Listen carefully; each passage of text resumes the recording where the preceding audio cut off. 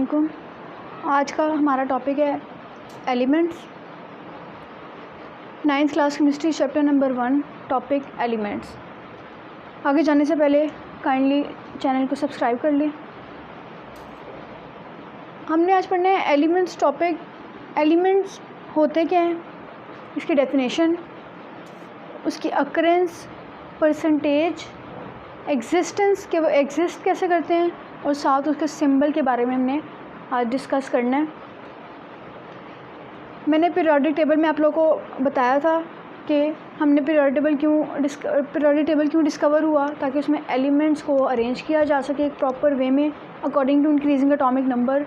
Elements को arrange किया जा सकते। अब एलिमेंट्स बेसिकली हैं क्या। अब फॉर एग्जांपल एक डॉट है। अब इस डॉट के अंदर बहुत सारे छोटे छोटे पार्टिकल्स मिले हुए हैं, जिसकी वजह से ये एक डॉट बना है। इसी तरह से अगर हम बात करें एक एलिमेंट की, फॉर एग्जांपल हाइड्रोजन एक एलिमेंट है। इसके अंदर हाइड्रोजन के बहुत सारे एटम्स मिले हुए हैं, सेम टाइप ऑफ एटम। अब ये हाइड्रोजन एक एलिमेंट है, इसके अंदर क्लोरीन के एटम मौजूद नहीं होंगे, फ्लोरीन के या ऑक्सीजन कोई और एलिमेंट के एटम इसमें मौजूद नहीं होंगे, इसके अपने ही एटम्स मौजूद होंगे। सेम टाइप ऑफ एटम से ये एलिमेंट मिलके बना हुआ है। अगर सेम टाइप ऑफ एटम है तो ज़ाहिर है उनका एटॉमिक नंबर भी क्या होगा, सेम होगा। अगर ये हाइड्रोजन के एटम से मिलके, ये हाइड्रोजन है, ये हाइड्रोजन के एटम से मिलके बना है, तो उसका एटॉमिक नंबर क्या है, 1 है। तो सारे एटम्स का एटॉमिक नंबर भी क्या होगा, वो होगा 1, क्योंकि सेम टाइप ऑफ एटम से बन रहा है तो उनका एटॉमिक नंबर भी ऑलमोस्ट क्या होगा, सबका सेम ही होगा। तो ये इसकी डेफिनेशन आ जाती है। एलिमेंट क्या है, it is a substance made up of same type of atom having same atomic number. Same type of atom से मिलके बनता है एलिमेंट, और उसका एटॉमिक नंबर भी क्या होता है, वो सेम होता है। यहाँ तक एलिमेंट की डेफिनेशन क्लियर हो गई। नेक्स्ट है अकरेंस। एलिमेंट्स फ्री स्टेट के अंदर भी एग्जिस्ट करते हैं, फ्री स्टेट के अंदर भी अकर होते हैं, और साथ कंबाइंड फॉर्म में भी अकर होते हैं। फ्री स्टेट मतलब फॉर एग्जांपल यहाँ पर है जिंक, ये फ्री स्टेट के अंदर है। इसके अलावा अगर मैं बात करूँ हाइड्रोजन की, ये किस फॉर्म में है, कंबाइंड फॉर्म में। इसके अंदर 2 हाइड्रोजन के एटम मौजूद हैं। ये क्या है, कंबाइंड फॉर्म के अंदर, और ये क्या है, यहाँ पर फ्री स्टेट के अंदर एग्जिस्ट कर रहा है। इसके अलावा यहाँ पर मैं बात करूँ HCl, यहाँ पर ये 2 एलिमेंट्स हैं, ये भी किस फॉर्म में मौजूद हैं, कंबाइंड फॉर्म में मौजूद हैं। तो एलिमेंट्स फ्री स्टेट के अंदर भी एग्जिस्ट करते हैं और कंबाइंड फॉर्म के अंदर भी एग्जिस्ट करते हैं। ये चीज़ यहाँ पर क्लियर हो गई। नेक्स्ट है, अब तक कितने एलिमेंट डिस्कवर हुए हैं, वो है 118 elements have been discovered, out of which 92 elements are naturally occurring. 118 elements अब तक डिस्कवर हो चुके हैं, 118 एलिमेंट्स, और उनमें से जो 92 एलिमेंट्स हैं वो नेचुरली अकरिंग एलिमेंट्स हैं। वो नेचुरली यानी कि ख़ुद से डिस्कवर नहीं किए गए, वो शुरू से ही डिस्कवर्ड थे। ये MCQs आ सकता है कि कितने एलिमेंट जो हैं वो डिस्कवर किए गए हैं, और उनमें से कितने जो हैं वो नेचुरली अकरिंग है।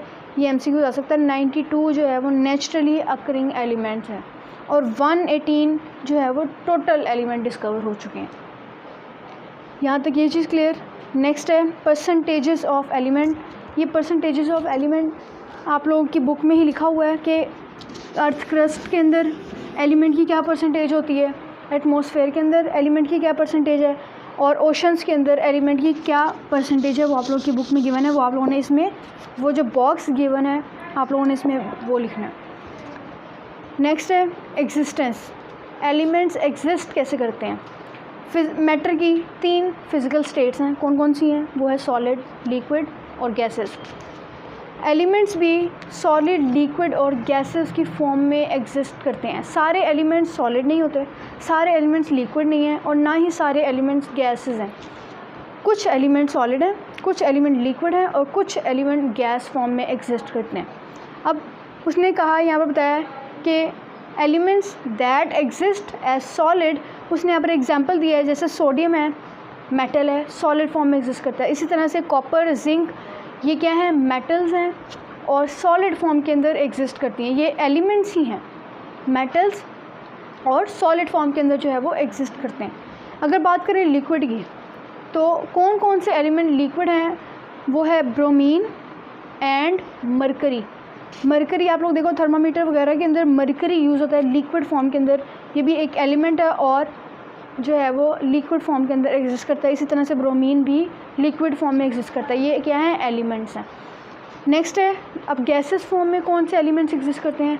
फॉर एग्जांपल ऑक्सीजन गैस है, फॉस्फोरस गैस है, नाइट्रोजन गैस है, हाइड्रोजन गैस है, क्लोरीन गैस। ये क्या है, एलिमेंट्स हैं और किस फॉर्म में एग्जिस्ट कर रहे हैं, उनकी फिजिकल स्टेट क्या है, वो क्या है, गैसेस। अब सिंबल की बात करते हैं। Elements are represented by symbol. Elements को रिप्रेजेंट कैसे किया जाता है, हम पीरियोडिक टेबल के अंदर फुल नेम हम नहीं लिख सकते हर जगह पर, हमने उसको क्या बना लिया, सिंबल बना लिए। सिंबल से उसको रिप्रेजेंट किया जाता है एलिमेंट को। फॉर एग्जांपल जैसे सोडियम है, उसको किससे रिप्रेजेंट किया जा रहा है, Na से। कॉपर है Cu से। इसी तरह से ब्रोमीन है, उसका सिंबल क्या है, Br। शॉर्ट फॉर्म में हम एलिमेंट्स को हमने लिख दिया, जिसको हमने कहा है कि वो क्या है, उसका सिंबल है। अब सिंबल को लिखने का रूल क्या है वो देख लें। अगर एलिमेंट का सिंबल सिर्फ एक अल्फ़ाबेट पे कंसिस्ट करता है, सिर्फ एक अल्फ़ाबेट है, तो उसको हम हमेशा कैपिटल लिखेंगे। हाइड्रोजन है, उसका एक ही अल्फ़ाबेट है, वो है H, तो हम उसको क्या लिखेंगे, हमेशा कैपिटल में ही लिखेंगे। इसी तरह से अगर फ्लोरीन है, उसका भी एक ही अल्फ़ाबेट है, उसको भी हम क्या लिखेंगे, कैपिटल लिखेंगे। लेकिन अगर एलिमेंट का सिंबल दो अल्फ़ाबेट पे कंसिस्ट कर रहा है, दो अल्फ़ाबेट हैं उसके, तो हम हमेशा पहला वाला जो है वो कैपिटल लिखेंगे और अगला वाला जो है वो हमेशा स्मॉल लिखेंगे। एलिमेंट्स के अल्फ़ाबेट मैक्सिमम दो ही हो सकते हैं, दो से ज़्यादा नहीं होते। पहला हमेशा कैपिटल और दूसरा हमेशा स्मॉल। इसी तरह से मैंने यहाँ पर सोडियम का लिखा है, पहला कैपिटल और दूसरा स्मॉल। ब्रोमीन है, पहला कैपिटल दूसरा स्मॉल। ये है रूल कि अगर एलिमेंट का सिंबल दो अल्फ़ाबेट पे कंसिस्ट कर रहा है तो पहला हमेशा अल्फ़ाबेट हम कैपिटल लिखेंगे और दूसरा हमेशा हम स्मॉल लिखेंगे। और अगर उसका सिर्फ एक ही अल्फ़ाबेट है एलिमेंट के सिंबल का, तो वो हमेशा कैपिटल में आए। ये सिंबल एलिमेंट बेसिकली लॉन्ग में आ जाता है। आप लोगों ने इसी तरह से हेडिंग्स बना के आप लोगों ने ये लॉन्ग लिखना है। सबसे पहले एलिमेंट की डेफिनेशन आ रही है, फिर उसकी अकरेंस आ रही है, फिर परसेंटेज ऑफ एलिमेंट जो आप लोगों की बुक में गिवन है, बॉक्स बना हुआ है, अर्थ क्रस्ट और एटमॉस्फेयर, ओशन, उनमें एलिमेंट्स की परसेंटेजेस वो आप लोगों ने यहाँ पर लिखनी है। इसके अलावा एग्जिस्टेंस, उसके नीचे ही पैराग्राफ जो गिवन है उसमें एग्जिस्टेंस लिखी हुई है, वो लिखना है। फिर नेक्स्ट पेज पे आप लोगों के सिंबल लिखा हुआ है और रूल लिखा हुआ है, ये आप लोगों ने इस तरह से लिखना है।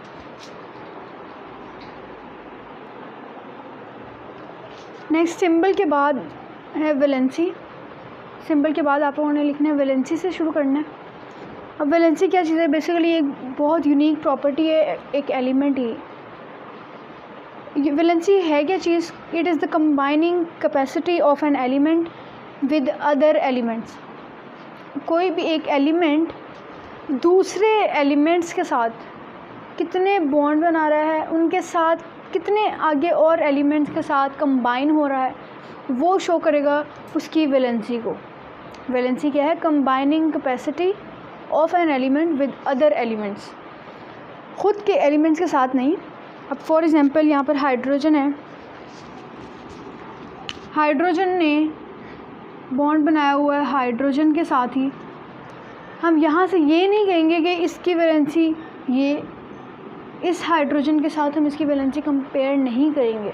हमने देखना है कि हाइड्रोजन किसी और एलिमेंट्स के साथ कितने बॉन्ड बना रहा है, कितने और एलिमेंट्स के साथ कंबाइन हो रहा है, वो उसकी वैलेंसी को शो करेगा। अपने ही एलिमेंट के दूसरे अपने या सेम एलिमेंट के साथ कंबाइन हो रहा है, वो उसकी वैलेंसी को शो नहीं करेगा। डिफरेंट एलिमेंट होना चाहिए, डिफरेंट एलिमेंट के साथ कंबाइन होना चाहिए, फिर ही वो उसकी वैलेंसी को शो करेगा। It is the combining capacity of an element with other elements. अब ये डिपेंड किसके ऊपर करता है, एक रूल होता है ऑक्टेट रूल, दूसरा होता है डुप्लेट रूल। अब ऑक्टेट रूल क्या है और डुप्लेट रूल क्या होता है। ऑक्टेट रूल कहते हैं, यहाँ पर देखिए,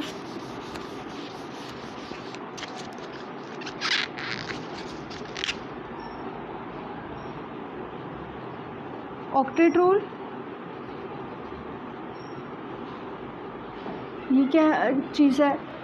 ऑक्टेट मीन्स 8, ऑक्टेट रूल मतलब 8 इलेक्ट्रॉन्स होने चाहिए एक एटम के आखिरी शेल यानी कि आउटर मोस्ट या वैलेंस शेल के अंदर 8 इलेक्ट्रॉन्स का होना, उसको हम कहते हैं ऑक्टेट रूल।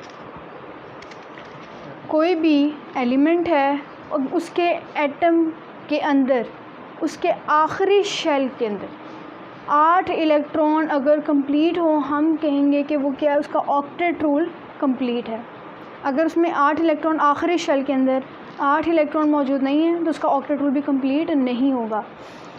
अगर उसका ऑक्टेट रूल कंप्लीट हो जाए तो वो एटम स्टेबल होता है, वो एलिमेंट जो है वो स्टेबल हो जाता है। अब सेकंड चीज़ है duplet rule. Duplet rule means 2 electrons, आखिरी शेल के अंदर 2 इलेक्ट्रॉन्स का होना, उसको हम कहते हैं वो है डुप्लेट रूल। स्टेबल होने के लिए या तो डुप्लेट रूल कंप्लीट होना चाहिए या तो ऑक्टेट रूल कंप्लीट होना चाहिए, तब ही एक एटम क्या होगा, स्टेबल होगा। अगर किसी भी एटम के आखिरी शेल के अंदर 2 इलेक्ट्रॉन हैं या तो 8 इलेक्ट्रॉन मौजूद हैं। इसको स्टेबल करने के लिए एटम कंबाइन होना शुरू होता है दूसरे एलिमेंट्स के साथ। एक एलिमेंट के एटम जो है वो दूसरे एलिमेंट के एटम के साथ क्यों कंबाइन होता है? ताकि वो स्टेबल हो सके। और स्टेबल किस तरह से होगा? या तो उसका ऑक्टेट कंप्लीट हो या तो उसका डुप्लेट कंप्लीट हो। अब वो डिपेंड किसके ऊपर कर रहा है? अभी वैलेंसी की बात की है कि वो क्या है, कंबाइनिंग कैपेसिटी है ऑफ एन एलिमेंट। वो डिपेंड करती है किसके ऊपर? Number of valence electron. Valence shell कहते हैं आखिरी शेल को, उसके अंदर जो इलेक्ट्रॉन्स मौजूद होंगे हम कहेंगे वो क्या हैं, वैलेंस इलेक्ट्रॉन्स हैं। अब उसके अंदर जितने वैलेंस इलेक्ट्रॉन हैं वो बताएंगे कि एलिमेंट की वैलेंसी क्या है। अब वो कैसे, वो हम आगे फर्दर डिस्कस करते हैं। Covalent compound valency. अब कोई भी कंपाउंड है, कोवेलेंट कंपाउंड, अब हमें कैसे पता चलेगा उसकी वैलेंसी क्या है? कोवेलेंट कंपाउंड की वैलेंसी कैसे शो होती है? वो शो होती है कि उसके साथ एलिमेंट के एटम के साथ कितने हाइड्रोजन एटम जो है कंबाइन है, वो शो करेगा कोवेलेंट कंपाउंड की वैलेंसी को। या फिर number of bonds formed by atom of that element, यानी कि जो बॉन्ड है ना, बॉन्डिंग, वो बेसिकली कोवेलेंट कंपाउंड की वैलेंसी को शो करेगा। वो हाइड्रोजन भी हो सकते हैं या कोई और एलिमेंट भी अटैच हो सकता है। अब it is the number of hydrogen atom combined with the atom of that element or number of bonds formed by atom of that element। कोई भी एलिमेंट है, हमने बताना है कि उसकी जो वैलेंसी है वो क्या है, कोवेलेंट कंपाउंड वैलेंसी हमने बतानी है। यानी कि उसके साथ कितने हाइड्रोजन अटैच हो सकते हैं या फिर वो एलिमेंट का एटम कितने बॉन्ड्स बना सकता है, वो उसकी कोवेलेंट कंपाउंड वैलेंसी होगी। फॉर एग्जांपल उसने यहाँ पर एग्जांपल दिया है HCl, ये क्लोरीन है। हमने बताना है इसकी कोवेलेंट कंपाउंड वैलेंसी क्या है। साथ कितने हाइड्रोजन अटैच हैं? 1। इसका मतलब उसकी वैलेंसी क्या है? 1 है। उसके साथ कितने हाइड्रोजन एटम मौजूद हैं? 1, तो उसकी वैलेंसी भी क्या है? 1। अब इसी तरह से ऑक्सीजन है, ऑक्सीजन के साथ कितने और हाइड्रोजन अटैच हैं? 1, 2। इस ऑक्सीजन की वैलेंसी क्या है? वो है 2। इसी तरह से नाइट्रोजन है, उसके साथ कितने हाइड्रोजन अटैच हैं? 3, 1, 2 एंड 3, तो उसकी वैलेंसी क्या है? 3। कोवेलेंट कंपाउंड वैलेंसी बेसिकली क्या है कि number of hydrogen and atom attach to the atom of an element या फिर number of bonds form by that atom. कितने बॉन्ड क्लोरीन ने बनाया? 1, तो उसकी जो वैलेंसी है वो भी कितनी है? 1। ऑक्सीजन ने कितने बॉन्ड बनाए? अगर बॉन्ड के हम हिसाब से देखें, ऑक्सीजन ने 2 बॉन्ड बनाए हैं, उसकी वैलेंसी क्या है? 2। इसी तरह से नाइट्रोजन की बात करें, कितने बॉन्ड बनाए हैं? 1, 2 एंड 3, तो नाइट्रोजन की वैलेंसी क्या है? 3। बॉन्ड के हिसाब से मैंने आपको बता दी वैलेंसीज, और मैंने हाइड्रोजन एटम के हिसाब से भी आपको वैलेंसी बता दी है। ये हो गई कोवेलेंट कंपाउंड की वैलेंसी। को कैसे शो किया जाता है? वो है हाइड्रोजन से या फिर नंबर ऑफ बॉन्ड से। लेकिन अगर हम बात करें आयनिक कंपाउंड की वैलेंसी को, आयनिक कंपाउंड की वैलेंसी में बॉन्डिंग की बात नहीं होगी, इसमें बात होगी लूज़ या गेन ऑफ इलेक्ट्रॉन की बात होगी। एक एलिमेंट जितने इलेक्ट्रॉन लूज़ कर रहा है या फिर अगर एलिमेंट जितने इलेक्ट्रॉन गेन कर रहा है वो उसकी वैलेंसी को शो करेगा। अब गेन और लूज़ क्यों करेगा? अपना ऑक्टेट रूल कंप्लीट करने के लिए एलिमेंट जो है वो इलेक्ट्रॉन गेन करता है, इलेक्ट्रॉन लूज़ भी करता है। यहाँ पर देखें एलिमेंट लूज़ कब होंगे और एलिमेंट गेन कब होंगे। अब हम वो बात देखते हैं, अगर कोई भी एलिमेंट है उसके पास अगर इलेक्ट्रॉन लेस देन 4 हैं, अगर इलेक्ट्रॉन लेस देन 4 हैं कहाँ पर? वैलेंस शेल के अंदर। अगर किसी भी एलिमेंट के पास आखिरी शेल के अंदर, लेट्स सपोज ये इनर शेल है और ये लास्ट शेल है, लास्ट शेल को हम कहते हैं वैलेंस शेल। कोई भी एलिमेंट अगर उसके पास लास्ट शेल में इलेक्ट्रॉन 3 मौजूद है, 4 से क्या है लेस हैं, 3 इलेक्ट्रॉन्स मौजूद हैं, इसको ऑक्टेट कंप्लीट करने के लिए 8 इलेक्ट्रॉन कंप्लीट करने के लिए 5 और चाहिए। अब बजाय इसके कि ये 5 इलेक्ट्रॉन किसी से ले, इसके लिए आसान क्या चीज़ है कि ये 3 इलेक्ट्रॉन दे दे। इनर शेल हमेशा कंप्लीट होता है, इनर शेल एलिमेंट्स का हमेशा कंप्लीट होता है, इसीलिए उसका जो आउटर मोस्ट है वो क्या होता है? इनकम्प्लीट होता है। अब इनर शेल तो कंप्लीट है, आउटर मोस्ट शेल कंप्लीट करना है, ठीक है, ऑक्टेट रूल कंप्लीट करना है, स्टेबल करना है एलिमेंट को। वो कैसे करेंगे? आखिरी शेल में 3 इलेक्ट्रॉन है, लेस देन 4 है, 5 इलेक्ट्रॉन इसको चाहिए ऑक्टेट रूल कंप्लीट करने के लिए। अब बजाय इसके कि ये 5 इलेक्ट्रॉन गेन करे, इसके लिए आसान क्या है कि ये 3 इलेक्ट्रॉन को लूज़ कर देगा। आसान क्या चीज़ है कि वो 3 इलेक्ट्रॉन लूज़ करे, बजाय इसके कि वो 5 इलेक्ट्रॉन किसी से ले। ये क्या करेगा? अपने 3 इलेक्ट्रॉन लूज़ कर देगा। लूज़ करने के केस में साइन आता है प्लस का। 3 इलेक्ट्रॉन उसने लूज़ किए, उसका जब ये 3 इलेक्ट्रॉन लूज़ करेगा ये आखिरी शेल इसका ख़त्म हो जाएगा और इनर शेल जो है वो आखिरी शेल बन जाएगा और उसमें कितने इलेक्ट्रॉन मौजूद हैं? 8 इलेक्ट्रॉन। एलिमेंट क्या हो गया? स्टेबल हो गया। अब ये प्लस और माइनस के साइन में बच्चे कंफ्यूज हो जाते हैं। अब कोई भी एलिमेंट जब इलेक्ट्रॉन लूज़ करता है, इलेक्ट्रॉन क्या चार्ज है? इलेक्ट्रॉन के ऊपर नेगेटिव चार्ज है। अगर कोई भी एलिमेंट इलेक्ट्रॉन लूज़ करेगा, लूज़ मतलब देना, अगर कोई भी एलिमेंट इलेक्ट्रॉन लूज़ करेगा, इलेक्ट्रॉन उससे दूर जा रहा है, नेगेटिव चार्ज उससे दूर चला गया, तो उस एलिमेंट के ऊपर क्या चार्ज आएगा? पॉजिटिव का चार्ज आएगा, क्योंकि उससे जो है वो नेगेटिव चार्ज दूर चला गया। लेकिन कोई भी एलिमेंट जब इलेक्ट्रॉन गेन करेगा, इलेक्ट्रॉन के ऊपर क्या चार्ज है? नेगेटिव चार्ज है। कोई भी एलिमेंट जब उसके पास इलेक्ट्रॉन आएगा, इलेक्ट्रॉन के ऊपर क्या चार्ज है? नेगेटिव। जब वो किसी एलिमेंट के पास आएगा उसको भी क्या कर देगा? नेगेटिव चार्ज का कर देगा। इसीलिए लूज़ ऑफ इलेक्ट्रॉन के केस में प्लस चार्ज आता है और गेन ऑफ इलेक्ट्रॉन के केस में नेगेटिव चार्ज आता है। क्या है? अब आयनिक कंपाउंड की वैलेंसी की बात कर रहे थे हम। It is the number of electron gained और loose by an atom of an element to complete its octet. ये चीज़ किसको शो कर रहा है? आयनिक कंपाउंड की वैलेंसी को। वो जितने एक एलिमेंट जितने इलेक्ट्रॉन लूज़ कर रहा है, जितने इलेक्ट्रॉन गेन कर रहा है, किस लिए? टू कंप्लीट इट्स ऑक्टेट, वो कहलाएगी उसकी वैलेंसी। रूल, पहला रूल मैंने बता दिया है, elements having less than 4 electrons prefer to lose electron to complete octet. ये बात क्लियर हो गई यहाँ पर। सेकेंड है एलिमेंट्स हैविंग 5 और ग्रेटर देन 5 इलेक्ट्रॉन।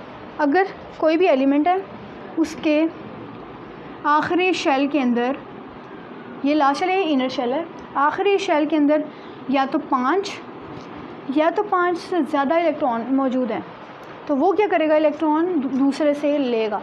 अब इसके पास 5 इलेक्ट्रॉन है आखिरी शेल के अंदर, इसको कितने और चाहिए? 3 और चाहिए। 8 कंप्लीट करने के लिए, ऑक्टेट कंप्लीट करने के लिए इसको 3 और इलेक्ट्रॉन्स की ज़रूरत है। अब इसके लिए इजी क्या है? ये 3 इलेक्ट्रॉन ले या फिर अपने 5 इलेक्ट्रॉन दे। 5 इलेक्ट्रॉन देना मुश्किल है, 3 इलेक्ट्रॉन लेना आसान है। ये क्या करेगा? 3 इलेक्ट्रॉन गेन करेगा और ये आखिरी शेल को कंप्लीट कर देगा। उसका ऑक्टेट रूल जो है वो उसको कंप्लीट करेगा और क्या हो जाएगा? स्टेबल हो जाएगा। अब इसने 3 इलेक्ट्रॉन गेन किए हैं, इसके ऊपर क्या चार्ज आएगा? -3। तो ये क्या है? उसकी वैलेंसी। ठीक है, ये एलिमेंट यहाँ पर ये बात हो गई। एग्जाम्पल उसने कहा है नाइट्रोजन, फॉर एग्जांपल है नाइट्रोजन की एग्जांपल उसने दी है, यही वाली एग्जांपल है। नाइट्रोजन के आखिरी शेल के अंदर 5 इलेक्ट्रॉन मौजूद होते हैं। मैंने आप लोगों को बताया था पीरियोडिक टेबल के अंदर कि जो नंबर ऑफ़ ग्रुप है वो बेसिकली लास्ट शेल के इलेक्ट्रॉन को शो करता है, और नाइट्रोजन 5th ग्रुप से बिलोंग करता है, तो उसके आखिरी शेल में कितने इलेक्ट्रॉन्स होंगे? 5 इलेक्ट्रॉन होंगे। इसको कितने और इलेक्ट्रॉन चाहिए ऑक्टेट कंप्लीट करने के लिए? 3 इलेक्ट्रॉन और चाहिए, तो इसकी वैलेंसी क्या है? वो है 3। ठीक है, यहाँ तक ये चीज़ क्लियर हो गई। अब एक बात आती है वेरिएबल वैलेंसी की, जो यहाँ पर नहीं लिखी हुई। Variable valency, variable mean changing, जिसमें आती रहती हैं। कुछ एलिमेंट्स ऐसे हैं जिनकी वैलेंसीज वेरी करती हैं, कभी कुछ वैलेंसी होती है, कभी कुछ वैलेंसी होती है, वेरिएबल वैलेंसी।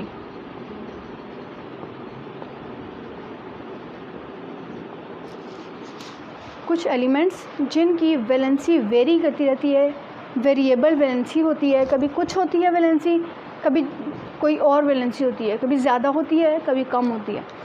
ठीक है, फॉर एग्ज़ाम्पल फेरस सल्फ़ेट,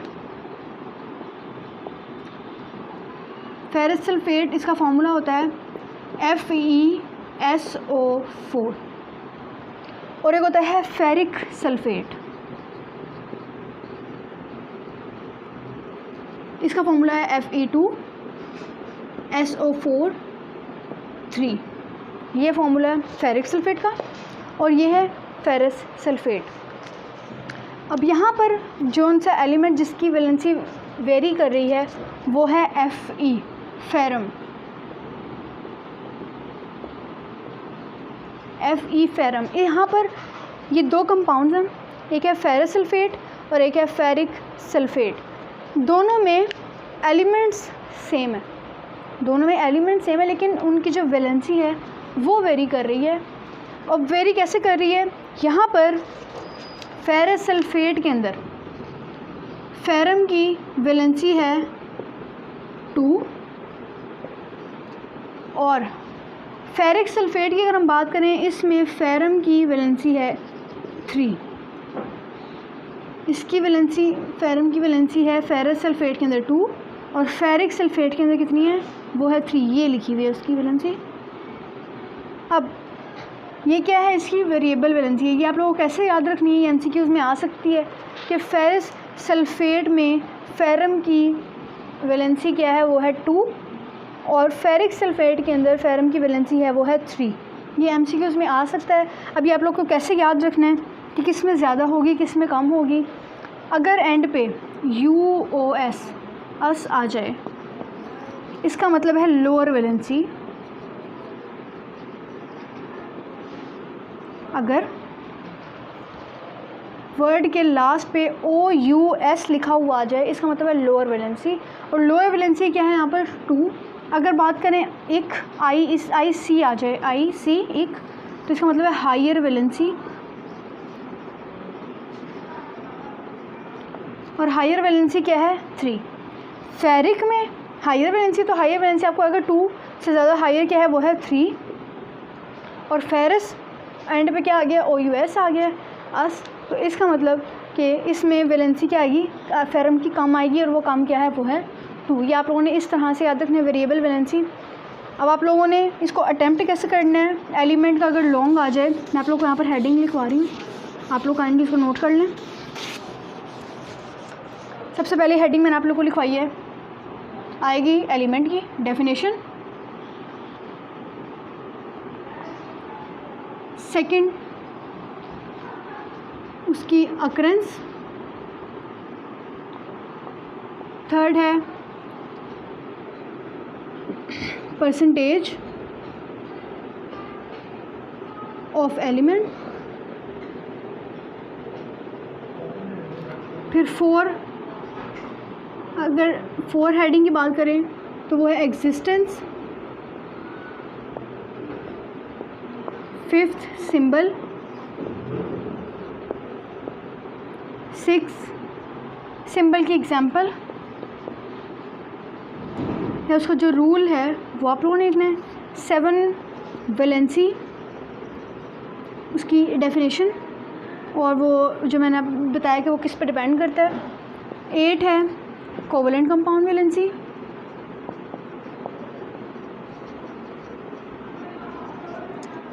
9 है आयनिक कंपाउंड वैलेंसी।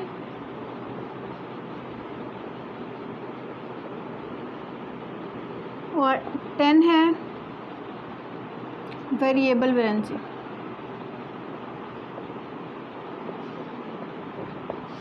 ये आप लोगों ने इस तरह से लॉन्ग अटैम्प्ट करना है।